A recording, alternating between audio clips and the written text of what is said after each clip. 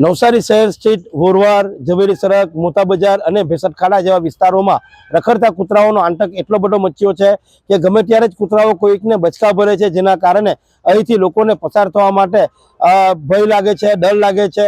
આવી પરિસ્થિતિઓનું નિર્માણ સર્જવાના કારણે લગભગ છેલ્લા 4 થી 5 દિવસમાં 60 થી 70 લોકોને કૂતરાઓ બચકા ભરવાના કારણે એક મહાનગરપાલિકામાં મૌખિક ફરિયાદ પણ થઈ છે, પરંતુ અહીંના શાસકો એ બાબતની કોઈ પણ નક્કર કામગીરી ન કરવાના કારણે ખરા અર્થમાં કહીએ તો લોકોએ અહીંના વિસ્તારના લોકોએ ભગવાન ભરોસે જ અહીંથી પસાર થવા માટે મજબૂર બનવું પડ્યું હોય એમ ચોક્કસ કહી શકાય છે।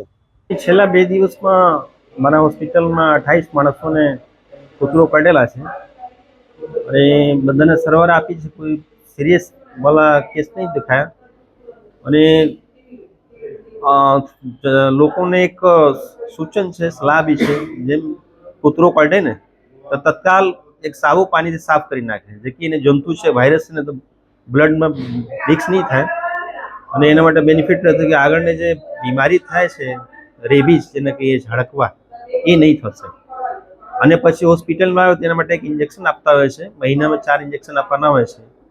એનાથી માણસ સંપૂર્ણ સુરક્ષિત થઈ જાય છે એને આગળ જઈને રેબીઝ નહીં થાય, હડકવાની બીમારી, કારણ કે એને એકવાર થઈ ગયા ને તો પછી એને દવા નથી શોધાયા સુધી આખા વિશ્વમાં। એટલે પ્રિકોશનના રૂપે એ જ ખાલી સલાહ છે કે સૌથી પહેલાં તો સાબુ પાણી સાફ કરી નાખે, દરેક જે અવેલેબલ રહે છે કંઈ બી, જેમ તરત જ સાફ કરવાનું હોય છે, પછી હોસ્પિટલમાં આવે, મહિનામાં 4 દિવસ ઇન્જેક્શન આપીએ છીએ।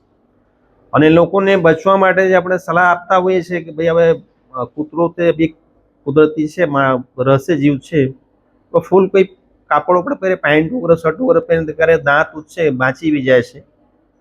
અને કૂતરોને બધી વધારે એને ઇરિટેટ ના કરવું જોઈએ, એવી એક રીઝન છે કે ઇરિટેટ કરે તો બી કૂતરો જાય છે, કડી કરે છે। અને હોસ્પિટલમાં જે સારવારની વાત છે તો સારવારમાં બહુ કંઈ આવે નહીં, ખાલી એક ઇન્જેક્શન આવે છે, એક ધનુ રસી આપતા હોય છે, કુછ 1-2 દિવસ એન્ટીબાયોટિક આપતા હોય છે।